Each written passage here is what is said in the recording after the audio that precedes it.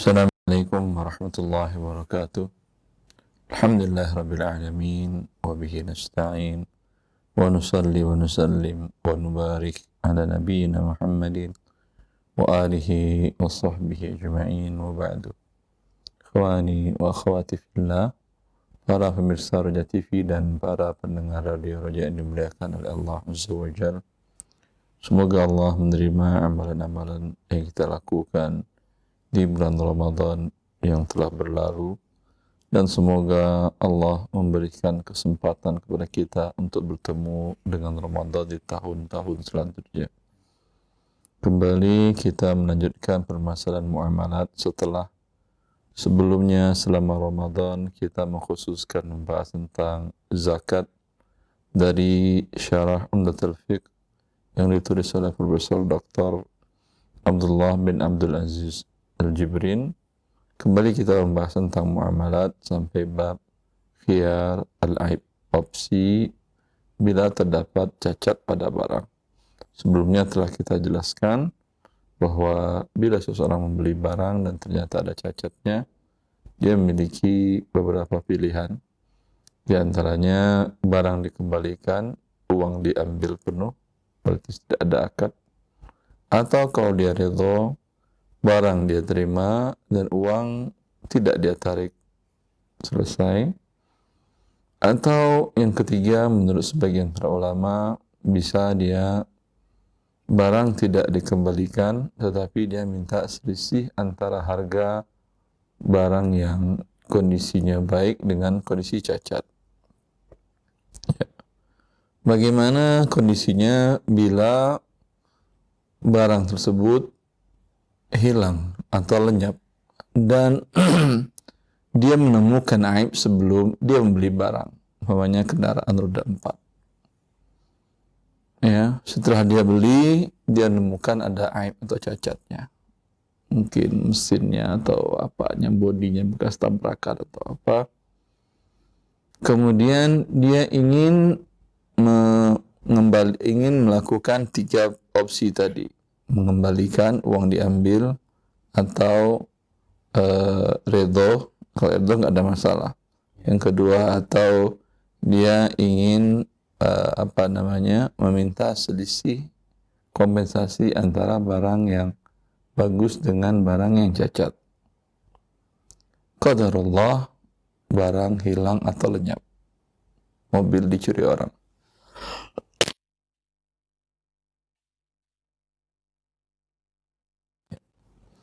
Qadarullah, mobil dicuri orang atau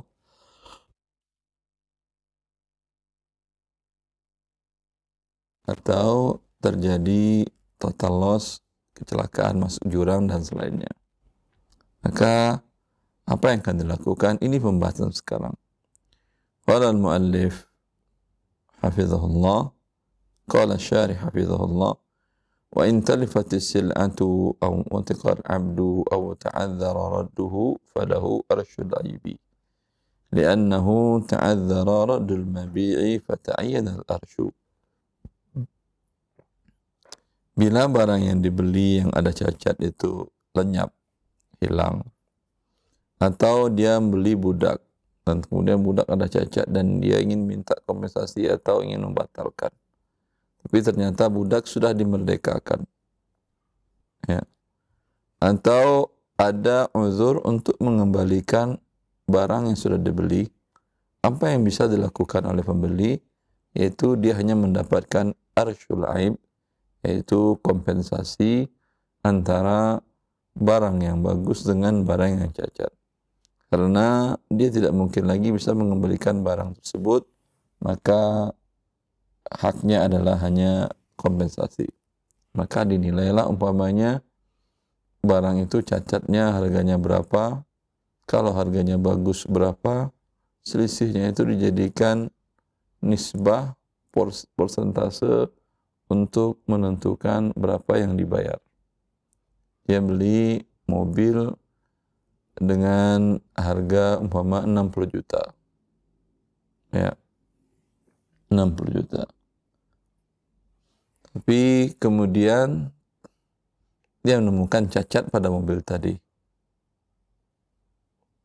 kemudian mobil hilang.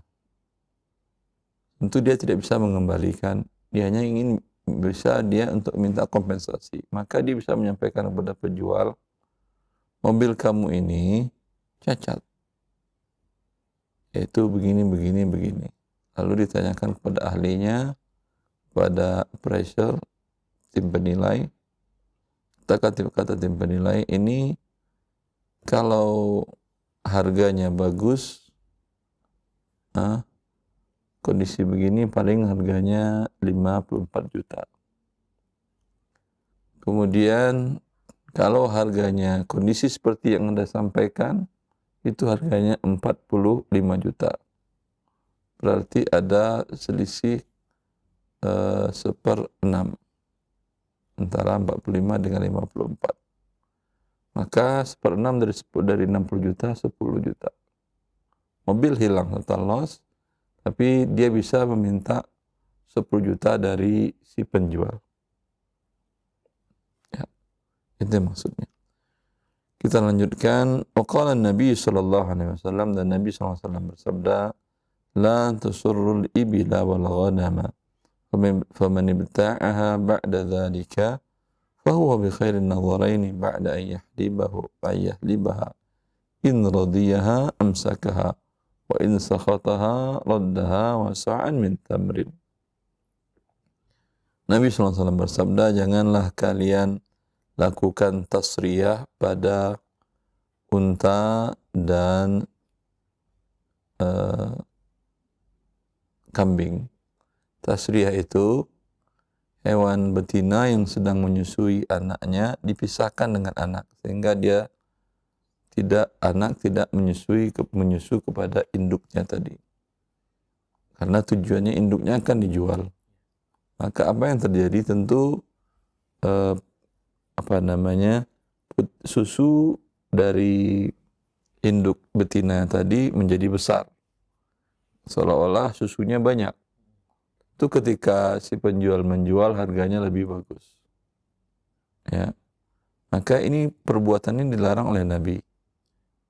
Jangan kalian melakukan tasriyah. Maka kata Nabi SAW, siapa yang membeli, qadar Allah, dia beli, dan dia nggak tahu bahwa itu bahwa hewan itu, induk betina itu sudah dilakukan tasriyah. Dia tidak tahu. Dia beli, maka dia, kata Nabi, memiliki dua pilihan setelah dia perah. Dia beli dengan harga mahal tentunya, karena susunya banyak, kantung susunya besar.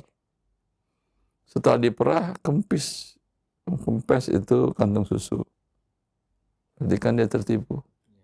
Kata Nabi SAW, dia memiliki dua pilihan. Kalau dia ridho, amsakaha.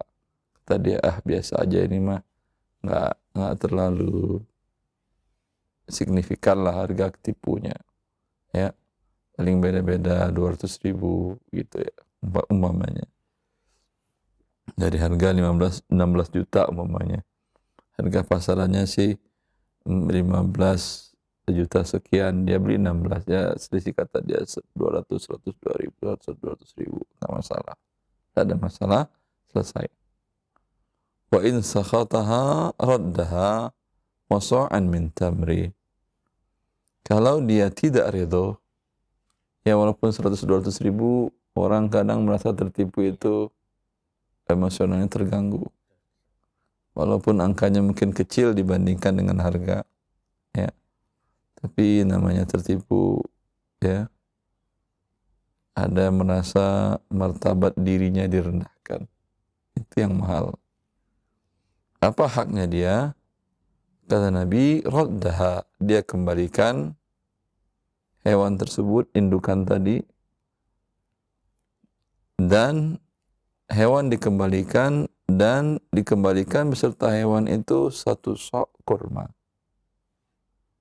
Nah, kok ada 1 sok kurma? Ya, 1 sok kurma ini imbalan susu yang dia perah. Ya, imbalan susu yang dia perah. Ini khusus untuk kasus ini. Beda dengan kasus sebelumnya, di mana dia mengembalikan ada cacat, dan barang sudah dia pakai. Dalam hadis sebelumnya, hadis Aisyah, kata Nabi SAW, al-ghallatu bid-dhamaniha. Keuntungan dia mendapatkan barang yang dia beli karena barang sudah dibelinya dalam jaminannya. Kasus dalam ini tidak. Harusnya kan milik si pembeli karena sudah dibelinya. Ya. Tapi dalam hal ini Rasulullah SAW mengatakan dia kembalikan dan ada kompensasinya sebanyak satu sok kurma. Satu sok kurma ya seukuran satu zakat.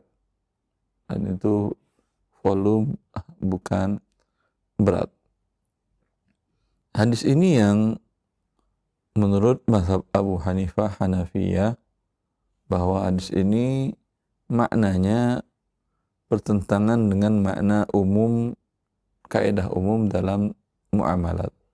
Kaidah umum dalam muamalat kan haruslah adil. Ini kan tidak mesti.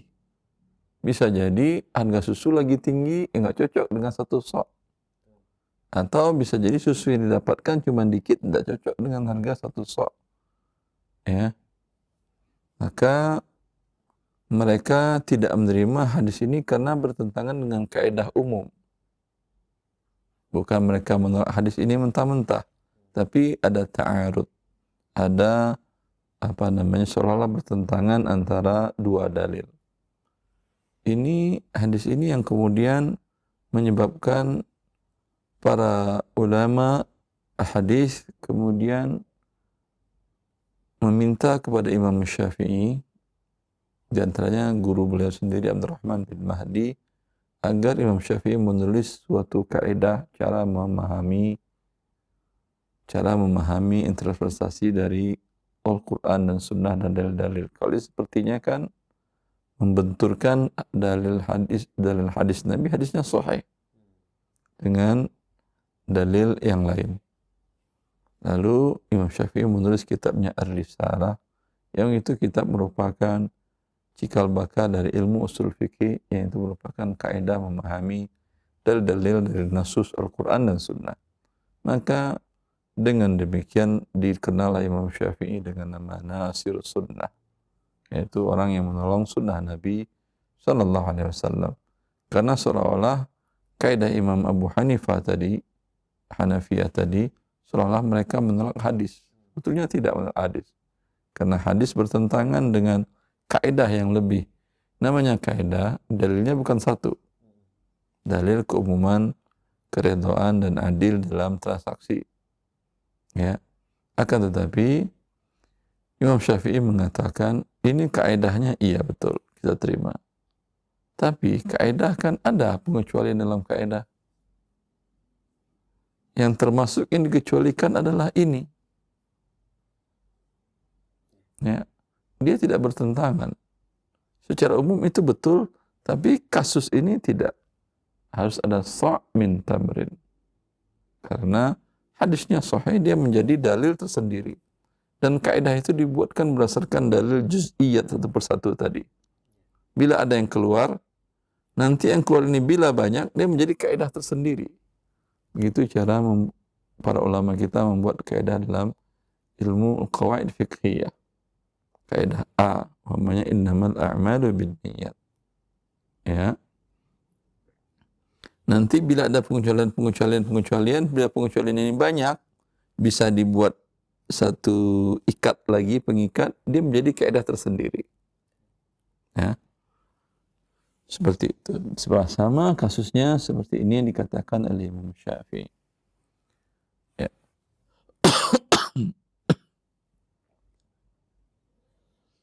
Fa'in alima man ishtara al-masarrata, terlanjutkan, jika pembeli mengetahui bahwa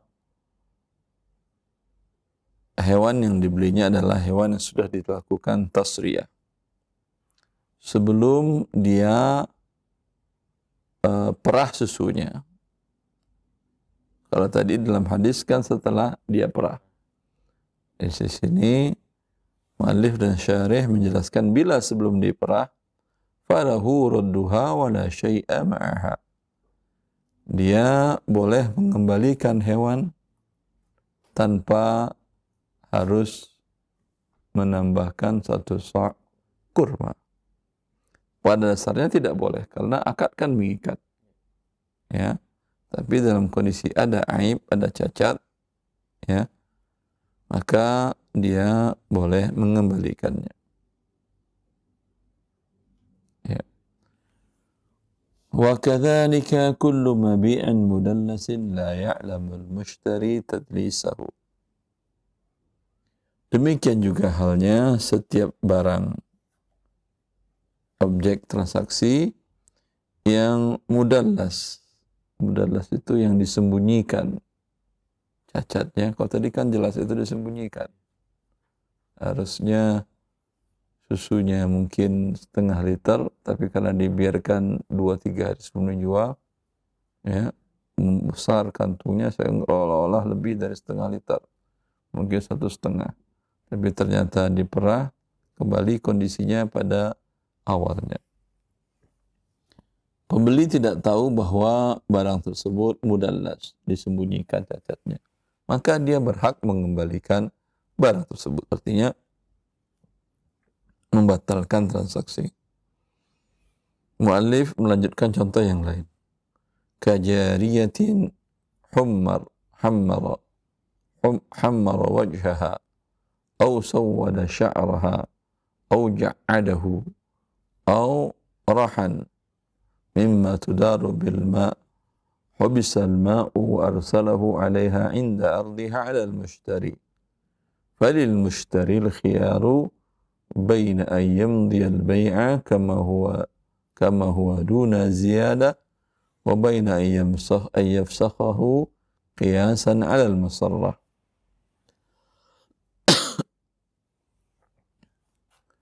Contoh yang lain adalah dia menjual budak wanita. Lalu wajahnya, pipinya diberi kemerah-merahan, diberi make up oleh si penjual, seolah cantik. Atau dihitamkan rambutnya, padahal dia udah tua sebetulnya. Ya, kan berbeda harga budak yang biasa dengan yang cantik atau yang tua dengan yang muda. Ya. Au ja'adahu, atau dikeritingkan rambutnya. Ya. Dalam tradisi dahulu, tidak tahu sekarang apakah itu betul atau tidak. Mereka meyakini bahwa orang yang keriting rambut, budak yang rambutnya keriting, itu kerjanya tenaga lebih kuat daripada yang rambut lurus. Wallahu a'lam. Itu di masa dahulu, penelitian dahulu, apakah masih berlaku saya tidak tahu. Ya, maka biasa dahulu itu Anda lihat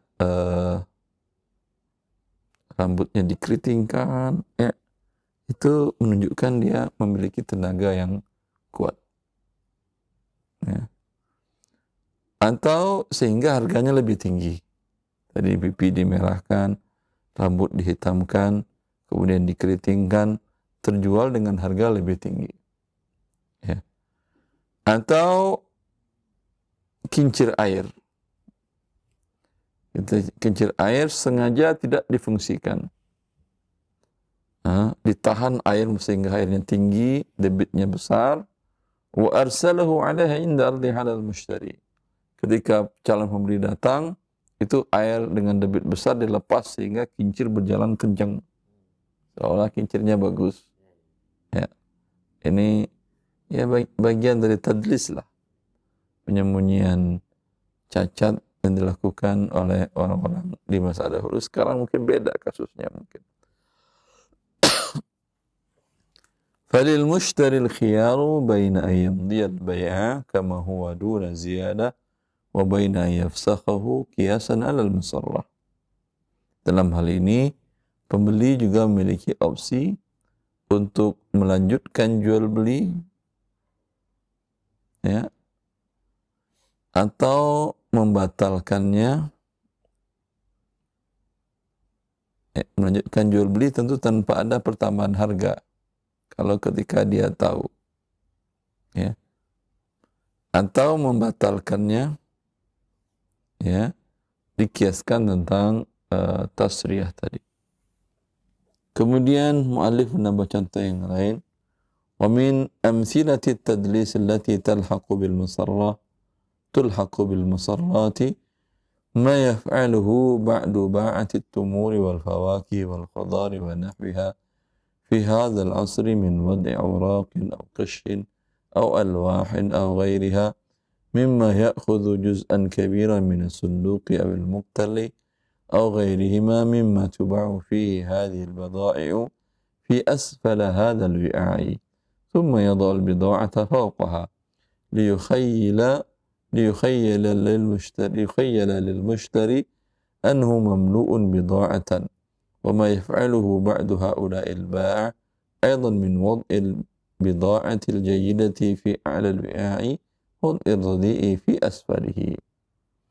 Contoh yang lain dari tadlis, menyembunyikan cacat barang yang bisa disamakan dengan jual beli tasriyah, yaitu apa yang dilakukan oleh pedagang kurma, buah-buahan, dan sayur mayur pada dewasa ini. Dengan cara mereka menjual dalam karton, ada karton yang dibuka kartonnya, tapi dia letakkan daun-daun atau kertas atau jerami atau alas yang tebal, kemudian baru di atasnya taruh buah, sehingga bagian bawah dari kotak karton itu terisi tebal sehingga kelihatan buahnya itu penuh, ya, yaitu bagian dari cara tadlis, ya. Atau yang bagian atasnya yang dia tampakkan dalam karton tadi adalah bagian-bagiannya adalah buah yang bagus, sayur yang bagus, dan bagian bawahnya yang busuk. Ini juga bagian dari tasriyah. Bila dia beli satu karton, ya, apa yang bisa dia lakukan? Dia bisa melakukan seperti tasriyah tadi. Dia kembalikan, bisa. Atau kalau dia lihat tuh tidak ada masalah, ya biasa aja, masih bisa digunakan kok, boleh juga. Contoh yang lain, ma yaf'aluhu ba'du ba'ati sayyarat min ikhfa'i samkarah, itu apa yang dilakukan oleh penjual mobil dengan menyembunyikan mobil yang dipenyok, itu dia diketok namanya itu. Mobil penyok, kemudian lakukan samkara, diketok itu, ya, atau dengan dicat, atau ikhfa'i aibin fi ba'di muhalikatis sayyarah, atau dia sembunyikan cacat pada mesin penggerak mobil tadi. Wa ma yaf'aluhu ba'duhum 'inda bai'i mazra'atin min ikhfa'i aibin. Begitu juga orang penjual sawah atau lahan pertanian dengan dia sembunyikan cacat pada pada sumber air untuk pengairannya. Sebetulnya ini ada masalah airnya, tapi dia sembunyikan, ya. Itu masuk dalam tasriyah. Wa kadzalika law wasafa al-mabi'a bi sifatin yazidu biha thamanahu falam yajidha fihi ka sina'atin fil 'amdi aw kitabatin. Termasuk dalam khiyar aib, ya, sama dengan tadlis tadi juga atau sama dengan tasriyah, dia mensifati objek barangnya dengan sifat melebihi yang sesungguhnya sehingga harganya naik. Kemudian si pembeli tidak menemukan sifat tersebut.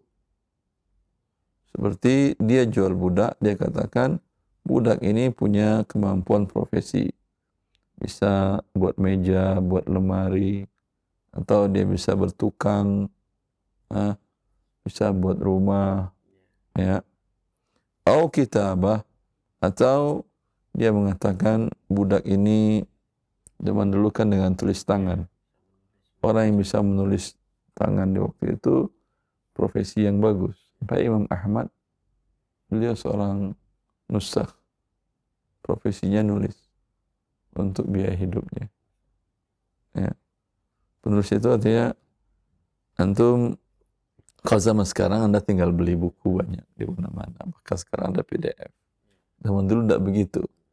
Kalau Anda ingin umpamanya kitab Syarah Hamdatul Fiqh ini, ya, bisa jadi Anda tulis sendiri atau Anda pinjam buku dari maktabah, dari pustaka dari masa lalu sudah ada. Pinjam itu. Dan Anda berikan kepada orang, tolong tuliskan berapa upahnya sekian. Itu pekerjaan banyak orang. Ya. Dan Imam Ahmad pernah bekerja seperti itu. Dan ada seorang wanita yang itu di dalam kitab Syiar Ibnu Khalikan atau Syiar, saya lupa Syiar, kitab sirah yang mana. Dijelaskan ada di antara penulis itu seorang wanita. Ya. Di akhir tulisan naskahnya tadi dia tuliskan bahwa bila terdapat kesalahan itu yang tidak saya sengaja, karena saya menulis ini dengan tangan kanan, tangan kiri saya mengayunkan ayunan anak lagi tidur. Kerja sambilan yang luar biasa di masa itu. Kalau sekarang kan bukan nulis dengan jet-jet, nah dengan jual beli online, pekerjaan sambilan seperti itu. Dia mengatakan sifatnya itu bisa menulis. Ya. بأن ادعى البائع كذبا أن العبد الذي يريد بيعه لديه حرفة صناعية.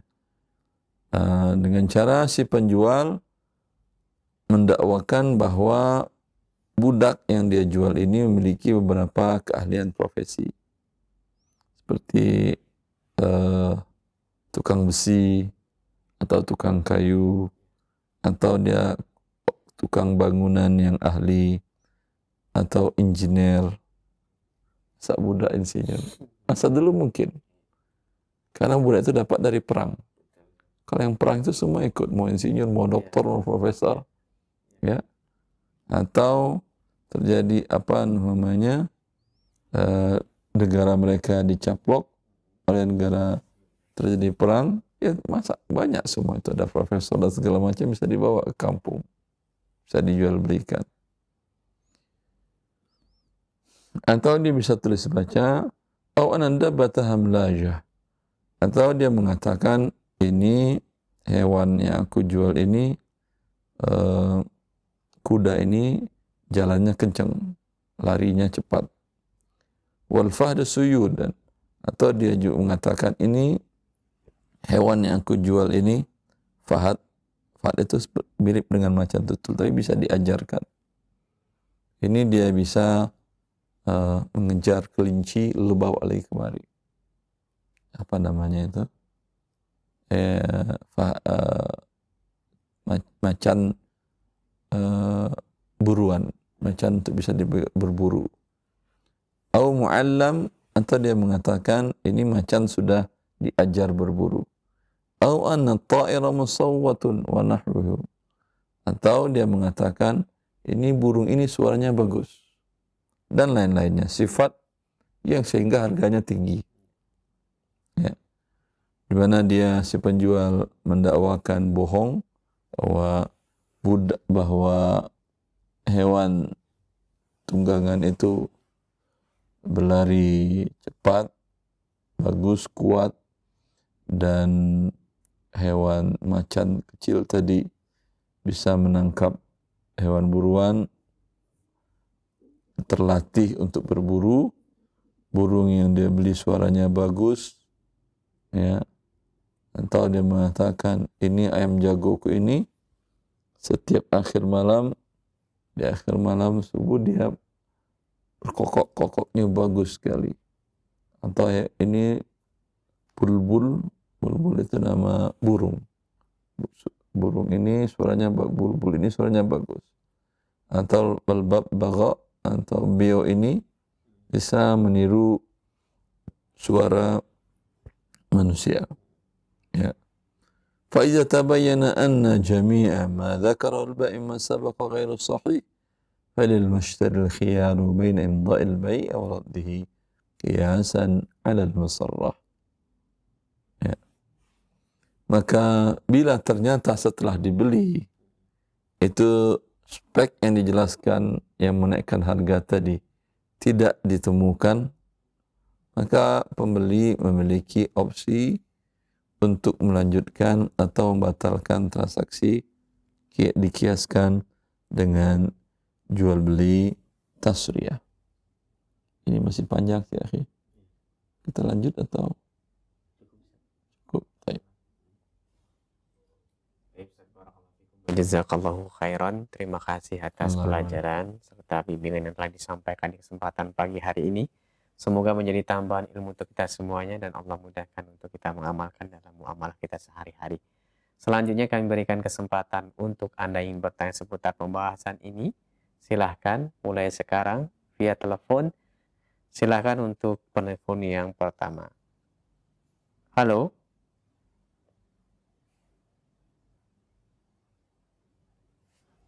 Pertanyaan pertama kami bacakan pesan singkat Ustadz. Assalamualaikum Ustadz Irwandi. Saya Afif dari Madura. Ingin bertanya, saya mempunyai keluarga yang membeli rumah dengan cara KPR riba. Padahal saya sudah sering mengingatkan jika itu riba. Dan sekarang hutangnya sudah lunas ke bank. Untuk status rumahnya itu bagaimana ya Ustadz? Apakah itu haram dan harus dijual atau bagaimana perlakuan keluarga saya terhadap rumah tersebut? Silakan. Ya. Ini pembahasannya penting sekali dan bagus. Karena subhanallah kaum muslimin hidup di akhir masa ini banyak yang tidak mengerti tentang dunia dengan cara yang baik. Karena jauh dari ilmu satu sisi. Sisi yang lain juga tantangan-tantangan kehidupan dunia sangat menggiurkan. Ya. Sehingga banyak orang terjebak, tidak terjebak sih, banyak orang yang sengaja masuk ke dalam hal-hal yang diharamkan Allah. Ya. 20-30 tahun yang lalu orang mengimpikan bisa dapat rumah, kendaraan dengan cara mencicil, dengan cara menggadaikan SK, PNS dan lain-lainnya, dan itu bahkan menjadi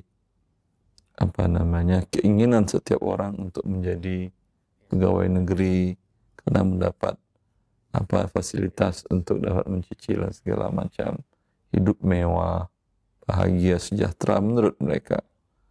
Bekerja di lembaga ribawi, ya. Tidak tahu mereka hanya melihat tampak luarnya, melihat zahirnya, ini orang-orang yang sejahtera, orang-orang yang bahagia, sehingga orang berlomba-lomba. Ya. Tapi kemudian setelah tahu ilmunya, beda di masa dahulu, ya, untuk mendapatkan suatu ilmu susah, tidak seperti sekarang. Saya kira 20 tahun yang lalu mendengar ceramah para ulama-ulama itu melalui kaset. Saya masih ingat waktu di Libya. Iya. Rekam datang ke lab Libya, beli kaset kosong atau mereka beli dari mereka rekamkan, kita dengar di rumah. Sekarang dengan tangan Anda ceramah ulama yang wafat 30 tahun, 40 tahun yang lalu bisa Anda dengar. Ya. Sehingga ilmu dulu tidak tersebar seperti sekarang. Ya. Padahal hakikatnya di tahun 1965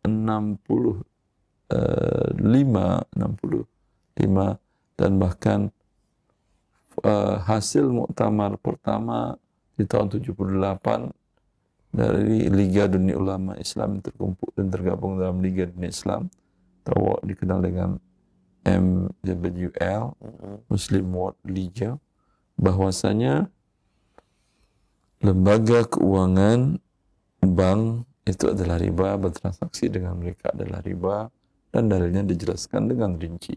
Ya. Tapi seperti saya katakan tadi, tidak sampai ke negara kita. Ya. Ya. Sekarang dia baru tahu bahwa itu diharamkan oleh Allah dan yakin dalilnya bahwa itu adalah riba, di mana pihak bank memberikan uang kemudian dibayarkan kembali kepada pihak bank dengan ada pertambahan. Itu riba dan dosa besar. Dan dengan uang pinjaman riba tadi mereka membeli berbagai kebutuhan, rumah, kendaraan dan lain-lain. Atau dalam bentuk lain adalah mereka mendapatkan fasilitas pinjaman dalam bentuk kartu. Ya. Tidak perlu mengajukan pinjaman setiap butuh, tidak perlu. Sehingga barang-barang seperti laptop atau peralatan yang tidak selalu mahal, ya, di bawah pagu tertentu, bisa dia dapatkan dengan mudah tanpa harus datang mengajukan pinjaman, tidak. Ya. Bagaimana nih status barang sudah dibeli? Baik rumah, kendaraan, semua peralatan yang bahkan juga mungkin pakaian, tas dan segala macam. Ya. Dalam hal ini ada khilaf para ulama. Tapi saya tidak akan menyebutkan khilafnya ini. Karena khawatir jadi was-was nantinya. Yang rajih menurut mayoritas para ulama bahwasanya akad transaksi jual belinya halal, yang batil dan haram adalah akad persyaratan pertambahan pinjaman. Nah, konsekuensinya apa berarti? Bila akad pinjamannya halal, uangnya berarti halal. Ya, A pinjam uang kepada pihak bank sebanyak umpamanya 500 juta untuk dia beli rumah. Nanti harus dibayar dengan cicilan selama sekian tahun dengan pengembalian umpamanya 700 juta. Ada pertambahan 200 juta. Uang 500 juta yang dia terima, pendapat yang kuat dan jumhur ulama, halal dan sah. Adapun persyaratan dia harus membayar 200 juta, itu yang riba. Itu yang haram. Apakah berdampak kepada uang yang 500? Jawabannya tidak. Dua hal akad yang terpisah. Ya. Akad pinjaman dan ada persyaratan. Ya. Ini pendapat yang kuat.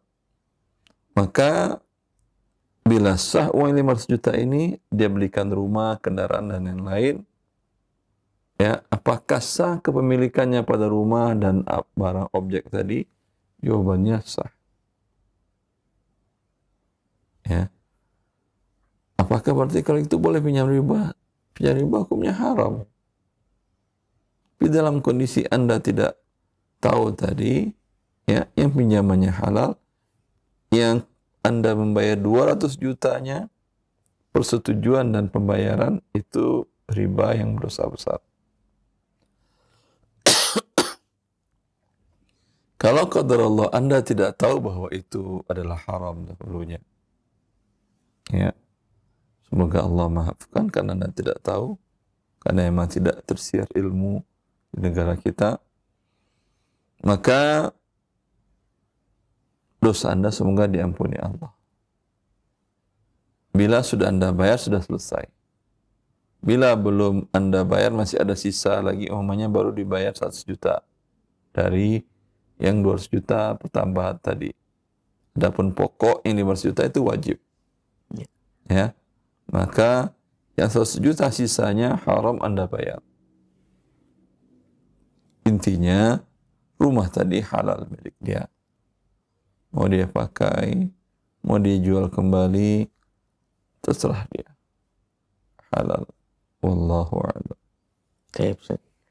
Pertanyaan selanjutnya, Ustaz, kami bacakan dari pesan singkat kembali. Assalamualaikum, Ustaz. Assalamualaikum. Saya ingin bertanya, saya pemilik toko. Di sini saya sebagai pembeli. Biasanya ada tim marketing dari distributor suatu produk datang ke toko menawarkan barang ke kami. Kami biasanya menyebutnya sales TO, taking order, Ustaz. Biasanya sales itu datang ke toko dan mencatat apa saja produk yang dibeli oleh saya.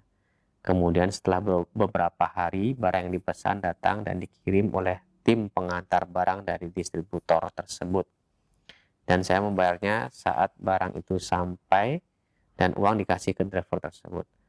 Karena memang sistemnya barang yang dikirim hanya barang yang dipesan dan stoknya ada.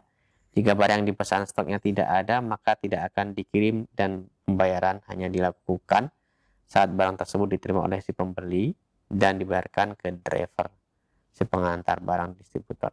Bagaimana status jual beli seperti ini, Ustaz? Apakah halal? Jika tidak, bagaimana solusi agar halalnya? Ya. Sales PO tadi, dia adalah wakil dari perusahaannya, wakil dari produsen untuk menjualkan barangnya ke Anda.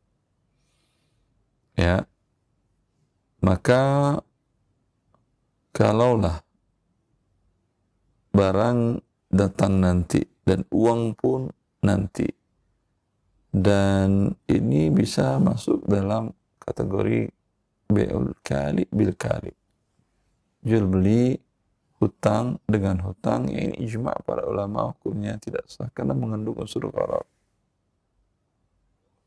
Ya, bagaimana akan menjadi halalnya solusinya? Minta PO itu sifatnya tidak mengikat. Pertama, sehingga itu hanya janji ketika Anda menyampaikan keinginan untuk membeli A, B, C, D, Anda katakan kepada dia, ini tidak mengikat ya. Barang datang nanti baru saya berakad. Barang datang baru saya berakad. Mana yang ingin saya beli jadi, mengandung aja. Oh iya, nggak apa-apa. Kalau nggak apa-apa, kata dia, boleh. Tapi mengikat harus Anda bayar barang datang. Itu termasuk dalam be'ul kali bil kali, jual beli hutang dengan hutang. Satu. Kalau Anda tahu kualitas barangnya, sehingga Anda mengatakan, oh ya, saya tahu kualitas barangnya walaupun produk baru, tapi saya sudah menjualkan beberapa, dan atau toko-toko lain juga menjualkan, kami juga tahu, tidak ada masalah, saya bayar DP. Anda bayar DP, tidak masalah, mengikat. Ya, dua pilihan berarti untuk menjadi halal. Adapun seperti tadi, maka termasuk dalam jual beli kali bil kali. Barang tidak diterima di majelis akad, uang tidak diserahkan di majelis akad, tapi transaksi yang dilakukan bersifat akad yang mengikat. Maka itu dinamakan dengan kali bil kali. Allahu a'lam. Baik, Ustaz. Barakallahu fikum, Ustaz. Selanjutnya kami bacakan pertanyaan dari pesan singkat. Assalamualaikum warahmatullahi wabarakatuh, Ustaz. Apakah hukum arisan menggunakan emas? Kami menggunakan emas sebagai dapat undian arisannya. Karena harga emas itu tidak stabil, maka setiap bulannya iuran arisan dalam bentuk rupiah selalu berubah, Ustaz. Syukron, jazakallahu khairan, Ustaz. Selalu berubah. Iya. Ya. Dalam buku Harta Haram saya jelaskan bentuk beberapa arisan barang, di antara termasuk juga arisan emas. Kalau bolehnya adalah arisan emas masing-masing bawa emas. Ya, ada mereka umpamanya 10 orang. Mereka mengatakan kita arisan emas, masing-masing setiap bulan membawa 10 gram. Berarti siapa yang ngocok terima dapat 100 gram. Ya, mereka ngumpul, kemudian masing-masing store 10, 10, 10. Ya, ini tidak ada masalah. Ini boleh. Sama seperti arisan biasa. Bahkan Syekh Muhammad bin Shalih Al-Utsaimin rahimahullah Beliau mengatakan ini bagian dari ta'awun 'alal birri wat taqwa. Solusi orang mengumpulkan dana dalam jumlah besar, apalagi semakin banyak pesertanya. Ya. Ini boleh. Kemudian bentuk yang kedua, karena ini hutang piutang, berarti yang dapat menerima pinjaman emas dari yang lainnya sebanyak 90 gram. Nanti dia bayar cicil 10 gram per bulan. Selesai.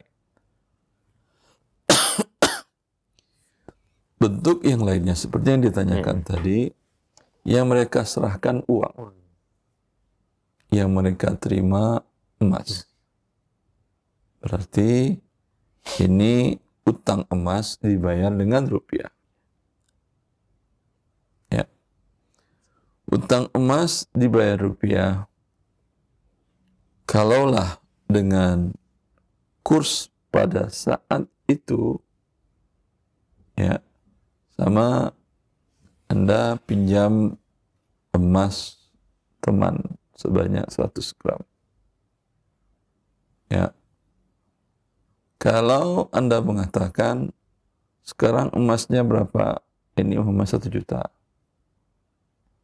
Boleh saya cicil nanti 1 juta per bulan selama 10 juta per bulan selama 10 bulan lunas. Dengan kurs hari ini, kan dia patut pinjamin 1 juta. Ini hukumnya haram. Ya. Hukumnya haram karena menukar emas dengan rupiah tidak tunai.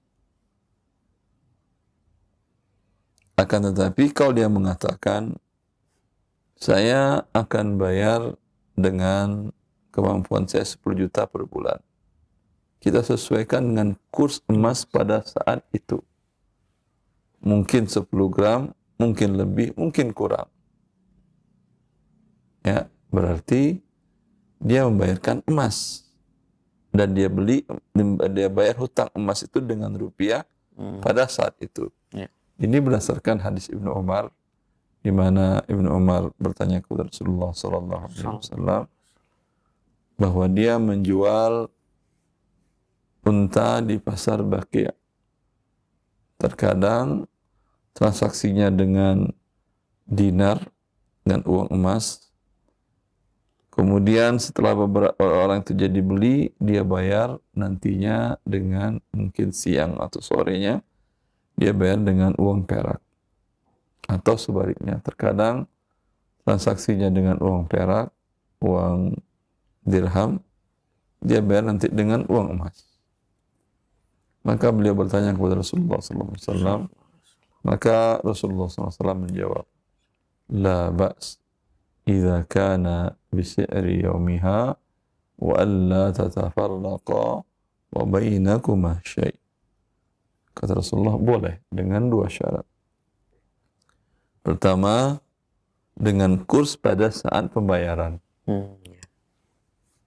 Kemudian yang kedua, tidak ada sisa. Apa arti tidak ada sisa itu? Berapa kurs pada saat itu disepakati, dia bayar, selesai. Nggak ada lagi, uangnya kurang, ntar sore ya saya tambahin, atau besok tambahin. Itu terjadi tukar-menukar dirham dengan dinar dengan tidak tunai. Itu terjadi tukar-menukar rupiah dengan emas dengan cara tidak tunai. Kalau dia mengatakan 10 gram, ya, kursnya sekarang emas 10 gram itu 11 juta. Dia bayar 11 juta. Selesai ya, 10 gram sudah saya bayar ya. Bulan depan 10 gram lagi ya, sesuai dengan kursnya. Itu boleh. Itu yang terjadi adalah dia beli emas dengan rupiah dan saatnya adalah tunai. Ya, dan biyadin. Tapi kalau kurs dari awal, karena dia mengingat emas sedang bagus, dia mengatakan, saya maunya dengan dibuat kurs tetap. Itu maka terjadi riba nasi'ah. Ini kita berbicara dalam konsep mazhab para ulama fikih dari masa ke masa. Berdasarkan hadis Ibnu Umar tadi. Kalau dalam cara fatwanya DSN itu nggak ada masalah. Ya, tapi kan kita nggak ngikutin itu. Kita ngikutin para ulama dari masa ke masa. Allah. Baik, barakallahu fikum. Selanjutnya kami berikan kesempatan untuk Anda yang ingin bertanya langsung bersama kami, khususnya para Ustadz Irwandi. Kami buka layanan telepon. Assalamualaikum. Halo, waalaikumsalam warahmatullahi wabarakatuh. Dengan Abu Fitri Ustaz di Riau. Silahkan Bapak dikecilkan terlebih dahulu volume televisinya, audionya Pak. Sudah? Silakan. Assalamualaikum Ustaz. Assalamualaikum warahmatullahi wabarakatuh. Ini mau bertanya Ustaz tentang anak dulu ada pinjaman Ustaz di satu lembaga yang sesuai syar'i Ustaz untuk pembiayaan beli kebun Ustaz. Sebentar. Anda ada pinjaman di lembaga syariah Iya. untuk pembelian kebun. Iya.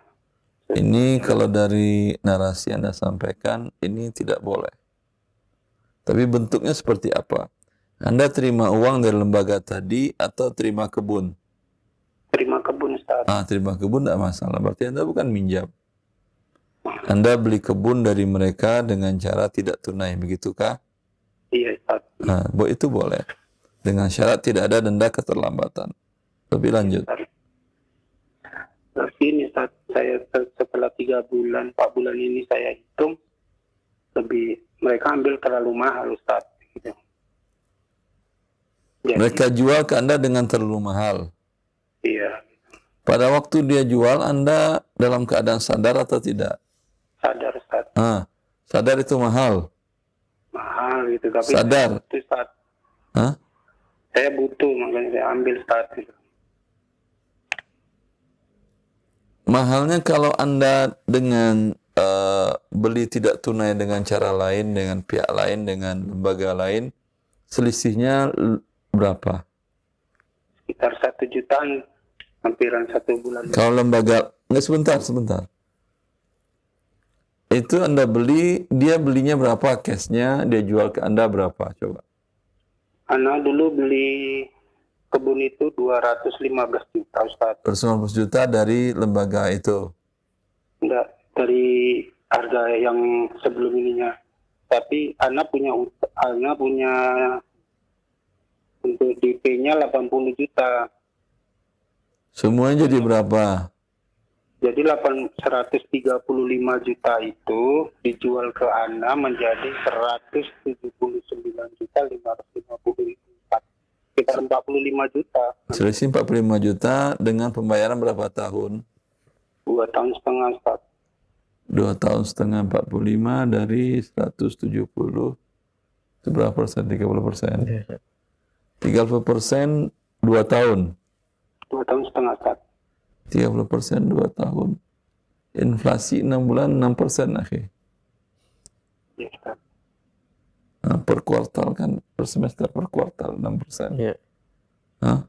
Berarti 18%. 2 tahunnya 36%. Ya, berarti dia cuma dapat margin laba berapa dapat labanya? Kurang dia labanya. Iya. Padahal tadi dia 30%. Ya, wallahu alam, itu akadnya sah karena Anda setuju dari awal, kemudian laba yang diambil pun tidak terlalu besar bila dibandingkan dengan harga yang sesungguhnya bila kita menghitung dengan inflasinya. Yang antum tanyakan apa? Terus anak ingin pindah ke lembaga yang lain, ada yang lebih murah, itu gimana Ustaz? Tapi sesuai syar'i juga Ustaz, tidak ada 2 akad dalam satu. Anda jual dulu, ya, Anda lunasi utang ke yang pertama, beli lagi ke yang lain dengan kebun yang lain. Kalau kebun itu dipindahkan, piutangnya tidak bisa. Itu menjadi Anda menjual belikan piutang. Menjual belikan hutang. Ya, Ustaz. Tapi tidak boleh Ustaznya, harus dilunasin dulu Ustaznya. Ya, selesaikan dulu yang pertama, lagi yang baru. Atau kalau nggak beli satu lagi, Tidak sanggup Ustaz untuk bulanan. Ya. 6 jutaan Ustaz 1 bulan gitu. ya udah, kalau nggak sanggup kenapa Anda paksakan diri Anda? Iya, Makanya Nabi mengingatkan kepada kita, la tukhifu anfusakum ba'da amniha. Qalu wa ma dzaka ya Rasulullah? Qala ad-dain. Jangan, kata Nabi, jangan kalian buat diri kalian itu merasa cemas, ketakutan, dan gundah gelisah setelah sebelumnya Allah berikan kenyamanan dan ketenangan. kalau yang Para sahabat menanyakan, apa itu ya Rasulullah? Hutang. Maka jangan pernah berhutang, kecuali dalam kondisi darurat. Untuk memiliki kebun tidak ada yang darurat. Kan tidak mencari penghidupan tidak mesti dengan memilikinya. Anda bisa jadi karyawan, bisa jadi pengelola. Ya, Anda datang kepada yang punya kebun. Ini biar saya yang mengelolanya, yang meliharanya. Saya dapat bagi hasil 30%, bagaimana? Ya. Wallahu a'lam. kalau yang ini Ustaz, alhamdulillah Anda nggak keberatan. Maksudnya kalau nambah lagi Ustaz, kalau nambah lagi belum bisa Ustaz, kemampuan. Kalau yang pertama ini saya, insya Allah Ustaz sanggup kan itu, nggak keberatan gitu. Gitu. Cuman kan yang ingin saya tanyakan tadi, kalau saya pindah ke lembaga yang lain, itu aja Ustaz. Kalau Ustaz Anda paham dan saya tidak akan lanjutkan untuk pindah ke lembaga yang lain, dan saya akan ingin Selesaikan itu. sampai selesai. Iya. Assalamualaikum. Ustaz, asal ilmunya Ustaz. Iya. Assalamualaikum warahmatullahi Waalaikumsalam warahmatullahi wabarakatuh. Syukran atas pertanyaannya. Terima kasih. Dan selanjutnya kami berikan kesempatan kembali, silakan. Halo. Assalamualaikum. Waalaikumsalam. Waalaikumsalam warahmatullahi. Dengan siapa Bapak, di mana? Yang mau di Bekasi Ustaz. Silakan Bapak di Bekasi, pertanyaannya. Mau tanya Ustaz, Bapak terkait ada dua itu. Bapak mohon maaf, Bapak suaranya sedikit kurang jelas, kami terima. Sudah jelas. Iya. Iya Pak, silakan. Ada pertanyaan seperti yang saya mau servis mobil. Di situ ada dua kondisi ya, ada spare part dan jasa. Nah, itu nanti akan akadnya dicicil Ustaz. Itu hukumnya bagaimana? Karena bisa ada barang dan juga ada jasa. Apakah itu ada riba atau tidak? Jadi secara total nanti spare part dan jasa servis digabung dan nanti akadnya akan dicicil. Dari awal sudah jelas harganya berapa? Itu sudah jelas. Cuman dengan dicicil harga lebih tinggi. Ya, Tidak ada masalah, boleh. Bila terlambat ada pertambahan, tidak ada Ustaz. boleh, tidak ada masalah. Oh, boleh. Syukur Ustaz, sudah. Apa? Assalamualaikum warahmatullahi wabarakatuh. Salam. Waalaikumsalam warahmatullahi wabarakatuh. Terima kasih Bapak atas pertanyaannya. Jadi Ustaz, kami bacakan dari pesan singkat. Assalamualaikum warahmatullahi wabarakatuh. Salam terkait. Saya mau bertanya, gimana hukumnya masuk kerja menjadi satpam atau security dengan syarat saya harus membayar uang ADM atau dengan uang sokokan melalui calo, sedangkan mayoritas masuk kerja sekarang harus dengan uang ADM, uang administrasi mungkin saja. Bagaimana hukum dan solusinya Ustaz? Silakan. Allahu a'lam.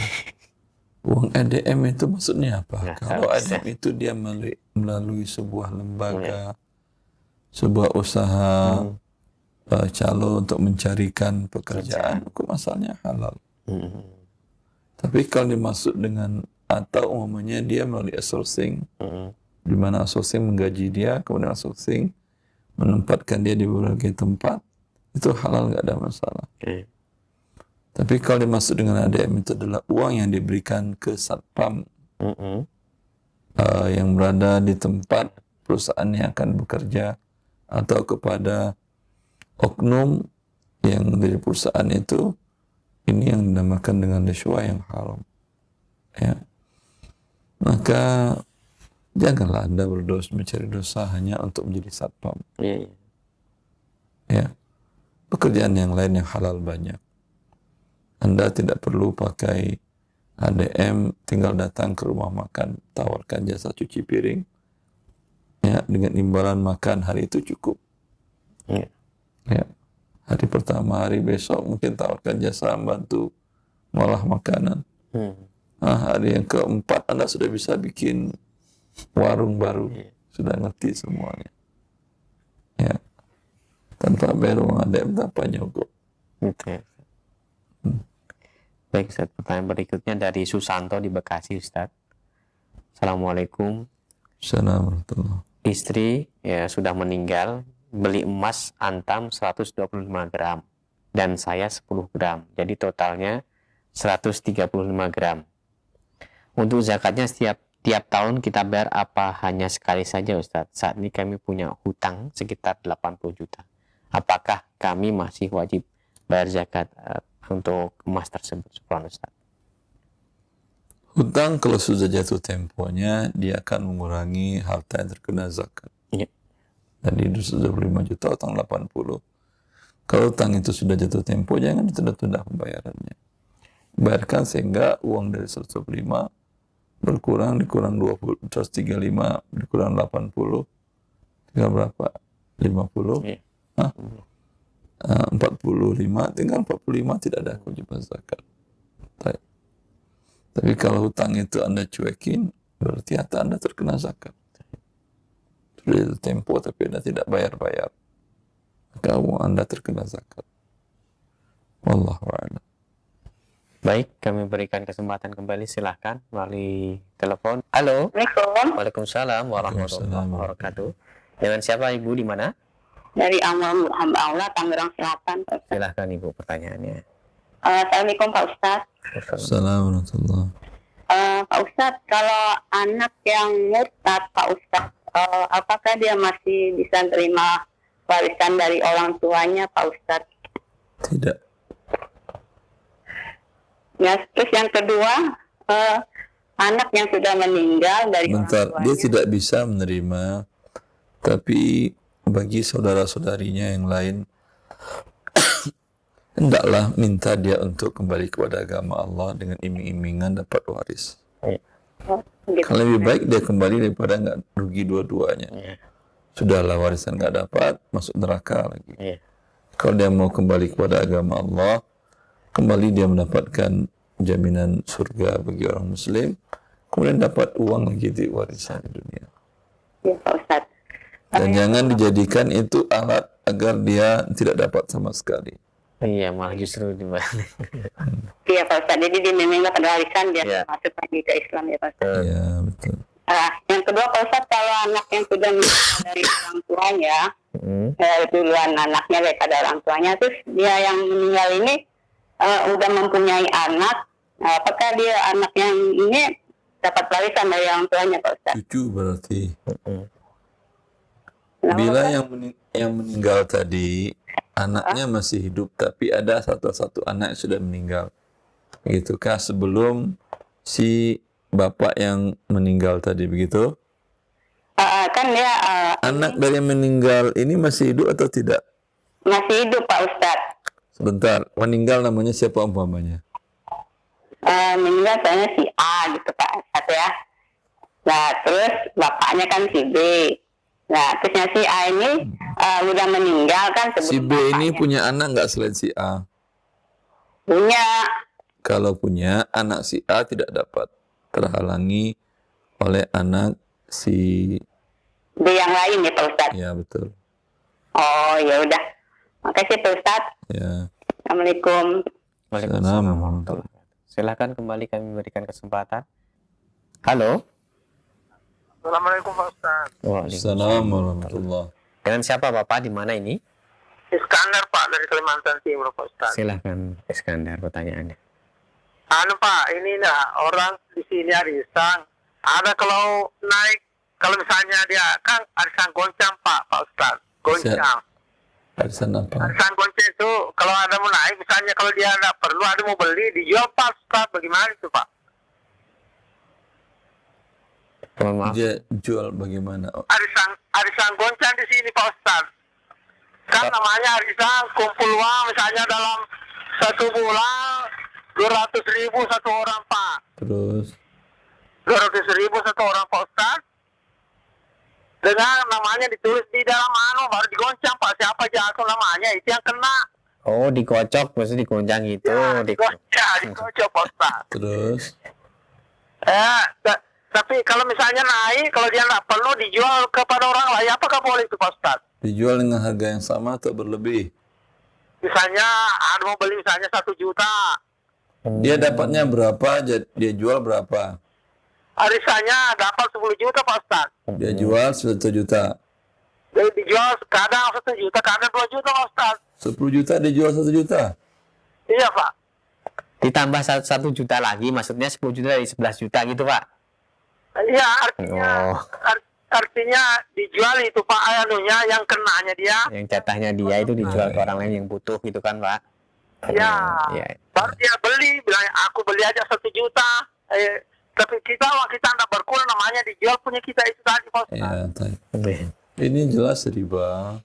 Karena ini akad arisan utang piutang. Dia mengembalikan dengan lebih 1 juta atau 2 juta. Dia mengembalikan dengan lebih 1 juta. Ini hukumnya haram Pak Iskandar ya. Pak Iskandar, bisa ditangkap dengan jelas jawaban dari Ustadz? Oh, nggak boleh Pak Ustaz begitu ya. Iya. Ya haram Pak, haram riba. Tetap riba Pak Ustaz. Iya. Oh.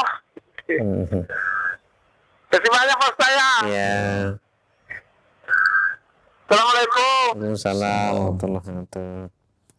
Tapi Ustaz, barakallahu fikum, nampaknya waktu juga yang memisahkan kita di kesempatan pagi hari ini, dan pertanyaan Bapak tadi merupakan pertanyaan terakhir di pertemuan kita. Mohon ihtitamnya, silakan. Khani wa akhwati fillah, syariat memberikan hak khiyar kepada kita. Sering kita sampaikan bahwa hak khiyar ini bentuk dari kasih sayang Allah Azza wa Jalla dan syariat kepada hamba-hamba Allah, di mana orang yang sudah membeli ternyata tidak sesuai dengan yang dia inginkan atau spek, walaupun akad mengikat, tetapi masih ada kesempatan dia untuk mengembalikan haknya sehingga dia tidak berlarut dalam keputusasaan dan kesedihan karena mendapatkan barang tidak sesuai dengan keinginannya. Maka bentuk rahmat Allah Azza wa Jalla menjelma dalam semua aturannya. Ya, sehingga Nabi pun diutus rahmatan lil alamin. Semua aturan yang disampaikan oleh Nabi adalah rahmat bagi manusia. Semoga dengan demikian kita mempelajari syariat Allah sehingga transaksi kita mendapatkan dunia pun membawa rahmat bagi diri kita dan orang-orang yang bertransaksi dengan kita. Wallahu a'lam. Sallallahu Nabi Muhammad wa alihi wa sahbihi wa sallam.